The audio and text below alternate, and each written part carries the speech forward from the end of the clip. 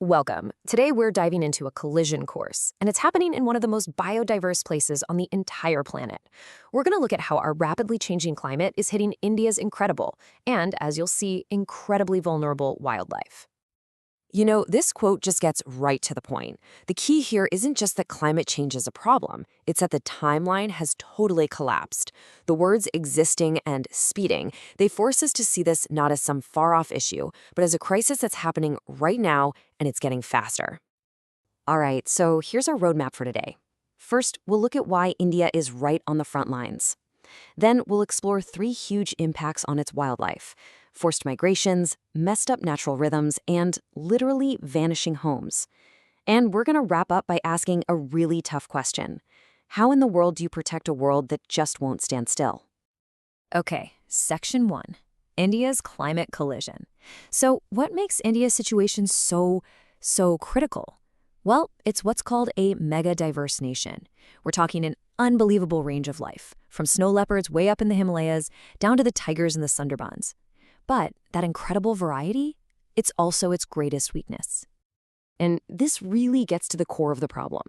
I mean, look, the Earth's climate has always changed, right? But back then it was slow, happening over thousands of years. Animals had generations to adapt, and they had wide open landscapes to move across. What's happening today is happening at a breakneck speed, and it's happening in a world that we've chopped up with cities and farms and roads. It's like a race against time, but on a broken racetrack. All of this creates what scientists call the deadly anthropogenic cocktail. Now, anthropogenic is just a fancy word for human-caused, but it's a perfect name for a devastatingly simple recipe. You take rapid warming, you mix it with a chopped-up landscape, and what you get is a mixture that traps species, completely robbing them of their ability to either move or adapt. It's that lethal combination that's at the heart of this crisis. So, what does this deadly cocktail actually look like on the ground for the animals?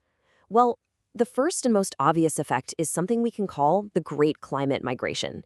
It's what happens when your home just isn't home anymore, and the only choice you have left is to run. Okay, this number is just staggering. On average, animals and plants are moving uphill at a rate of 11 meters. That's about the height of a 3-story building every single decade. They are literally climbing mountains to chase the cooler air they need to survive.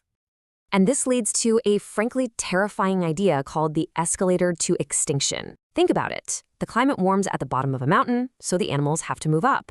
But as they climb higher, the mountain gets narrower, right? There's just less land available. They keep climbing and the space keeps shrinking until finally they reach the very top and there's nowhere else to go. They literally run out of mountain. So that's what happens on mountains. But what about animals on the flatlands? Their instinct is to move north towards the cooler poles. But what's in their way? Our world. Farms, highways, entire cities.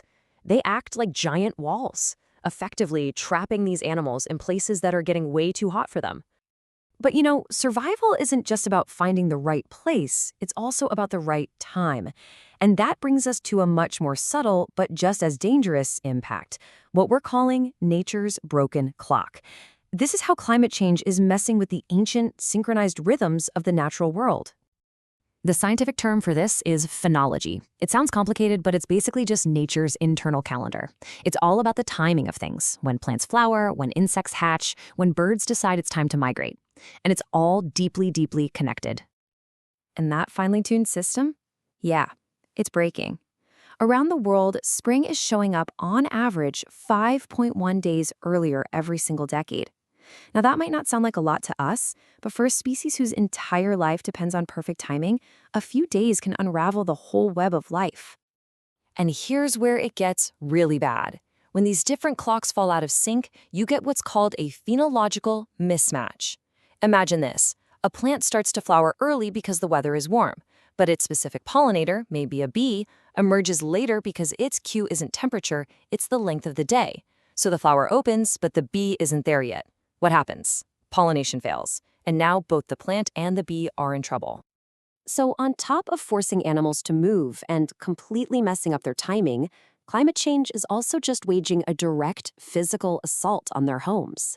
This brings us to our fourth section, vanishing homes, where we see the straight-up brute force destruction of entire ecosystems. You can really think of this as a war on habitats, and it's being fought on multiple fronts.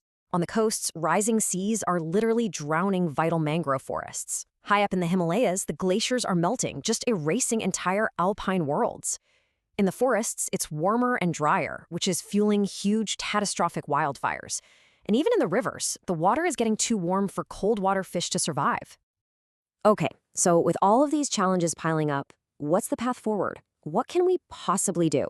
That question takes us to our final section, a new conservation playbook, because it's becoming crystal clear that the old rules, they just don't work anymore. For 100 years, our idea of conservation has been pretty simple. Draw a line on a map, call it a park, and protect everything inside that bubble. But that whole model is based on the idea that the world stands still. I mean, what's the point of the bubble if the climate inside of it becomes unlivable for the very creatures you're trying to protect? This means we need a complete shift in how we think. The old playbook, on the left here, was all about building walls, trying to stop change and lock species into one place. The new playbook has to be about building bridges. It's about managing change, not trying to prevent it. That means creating corridors so animals can move, it means restoring natural processes, and it means building resilience for a future that is going to look very, very different from the past. And that leaves us with this final, really critical question. It's a huge challenge for anyone who cares about the natural world. In an era where change is the only constant, the goal can't just be to freeze a perfect snapshot of the past anymore.